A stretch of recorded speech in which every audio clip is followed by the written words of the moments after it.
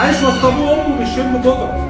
الاقيها بتتجوز عرفي، مش من ده، من واحد تاني وفي السر. المستشار محمد رئيس المحكمة القاضي المتهم بقتل مراته بيقول: عاوزين تعدموني اعدموني بس هموت راجل.